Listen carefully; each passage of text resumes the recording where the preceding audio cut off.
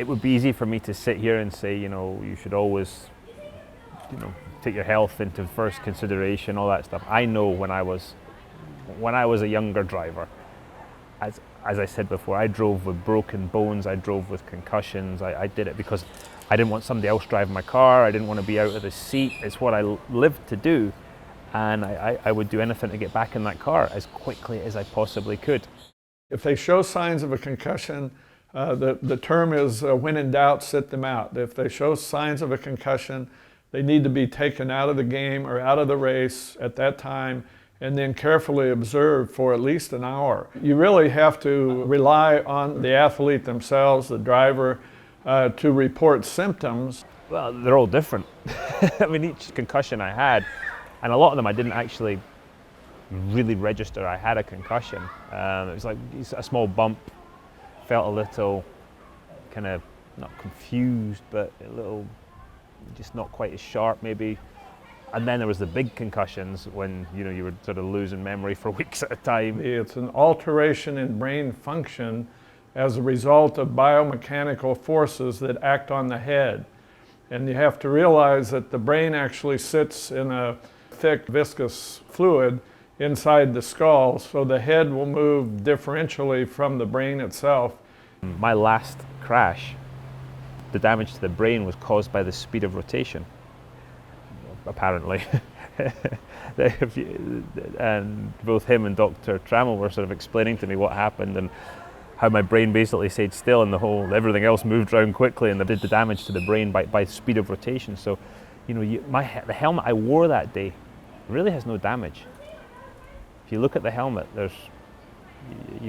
I'd be quite happy putting it back on now and running it again. It's commonly misunderstood that you have to be unconscious in order to have a concussion, and that's not true at all. In fact, many concussions, I'd say a large percentage, maybe 30%, I'm just guessing there a little bit, there's no loss of consciousness whatsoever. The one at Goodwood in the Jaguar E-Type, apparently, yeah, I was asleep. But otherwise, they said no, I was chatting away. Not making much sense, but chatting away. If there's no loss of consciousness, the driver may have difficulty speaking in intelligent sentences, may have complain of difficulty with vision, may have ringing in his ears, may have trouble with balance. And then what is done in most major sports now is a test called IMPACT that was designed at the University of Pittsburgh several years ago, has been used all over the world in thousands of athletes with concussions. And this takes 25-30 minutes to administer. It's a neuropsychiatric exam. I took the IMPACT test a lot, just every year as doing the baseline, and then I took it several times after crashes. I remember vaguely taking it after my last crash, kind of through a fog. I remember kind of trying to work it all out, which proved conclusively that I did have a massive concussion. Sometimes the symptoms of a concussion don't come on for 1 to 2 hours, and occasionally, rarely, maybe not even until the next day.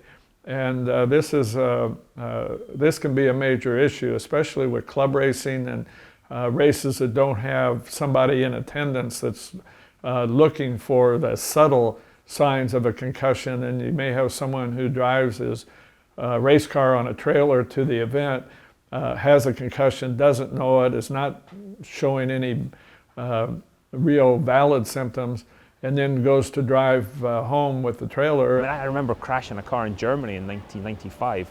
Big old crash, clearly did some damage to my head with a concussion. I jumped in my car and drove back to Scotland that night on a 12-hour road trip. And you just think back now and go, what an idiot. We're very careful in how we put a driver back into competition. In IndyCar, for example, they have to go through about 4 or 5 stages before it's felt that they're safe to go back into competition. Knowing when it's right to get back in the car, again, at the top level, IndyCar and NASCAR, we've got doctors there, with Steve Olvey, and those guys down in Miami, and the team that surrounds him Dr. Hotz, those guys are fantastic people. Not everybody has access to that. And, you know, the guys in sprint cars and stuff, they do serious damage with some of the crashes they have. And maybe those guys, for instance, and guys at the grassroots level as well, don't have access to that. You know, and the drivers, the guys and girls that are competing in some of those series, I think just be cautious. Just think about it a little bit. Just if you do bash your head, if you do have you don't feel quite right, go get it checked out. That's what I would say. Just be a little cautious with it. Recovery from concussion is definitely a process. Concussion causes inflammation in the brain. It causes a lot of changes in the brain at the cellular level.